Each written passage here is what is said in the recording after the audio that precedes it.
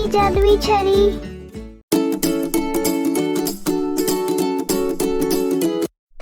एक छोटे से गांव में श्रेया अपने मम्मी पापा के साथ हंसी खुशी रहा करती। उसके मम्मी पापा उसकी हर एक ख्वाहिश पूरी किया करते। वो बहुत ही चंचल और अच्छी बच्ची थी। श्रेया के पापा की एक बहुत बड़ी फैक्ट्री थी जिसमें किसी कारणवश आग लग जाती है। फैक्ट्री में आग लगने के कारण उनकी सारी संपत्ति चली जाती है। पैसा कमाने के लिए उसके पापा शहर चले गए। श्रेया अपनी मम्मी के साथ गांव रह जाती है। श्रेया का बर्थडे जल्दी आने वाला होता है जिसको लेकर वो बहुत खुश रहती है। एक दिन श्रेया अपने मम्मी के पास जाकर बोली, मम्मी मम्मी, इस बार मुझे बर्थडे पे बहुत बड़ा केक चाहिए। मुझे अपने सारे दोस्तों को बर्थडे पे बुलाना है। ये बात सुनकर उसकी मम्मी उदास होकर बोली, बेटा हमारे पास बहुत ही कम पैसे बचे हैं, इसी में तुम्हारे स्कूल की फी भी देनी है, साथ ही साथ घर के लिए सामान भी लानी है। बेटा इस बार शायद बर्थडे नहीं मना पाऊंगी। ये बात सुनकर वो घर से रोती रोती नदी के पास चली गई और वहां बैठकर रोने लगी। श्रेया के रोने की आवाज सुनकर जलपरी नदी से बाहर आई और श्रेया से बोलती है, बेटी तुम कौन हो और यहाँ क्यों रो रही हो? श्रेया रोते रोते सारी बात जलपरी को बताई।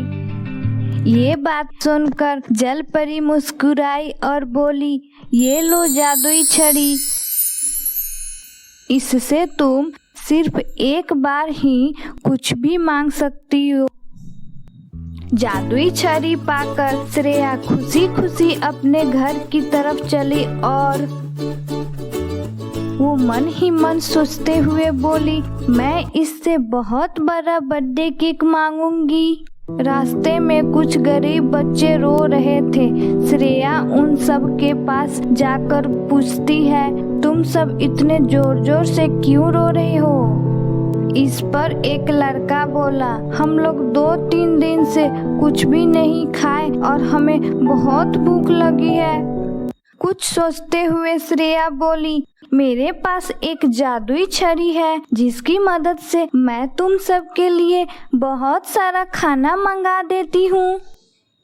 इतना सुनते ही जादुई छड़ी खूब सारा खाना प्रकट की और वहाँ से गायब हो गई। छड़ी को गायब होता देख वो मायूस हो गई। खाना खाकर बच्चे बहुत खुश हुए और बोले, दीदी आप बहुत अच्छी हो। श्रेया ने उन सब को कहा, इस साल मैं बर्थडे तो नहीं मना पाऊंगी, पर अगले साल मेरे बर्थडे पर तुम सब जरूर आना। वो घर जाकर माँ के काम में हाथ बटाने लगी।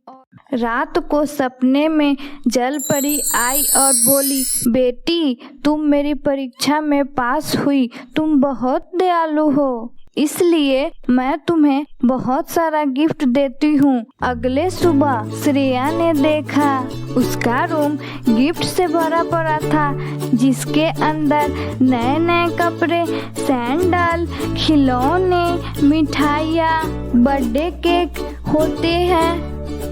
श्रेया खुशी खुशी अपने सारे दोस्तों के साथ बर्थडे मनाती है। मेरे प्यारे दोस्तों, हमें इस कहानी से ये सीख मिलती है, हमें हमेशा जरूरतमंद की मदद करनी चाहिए।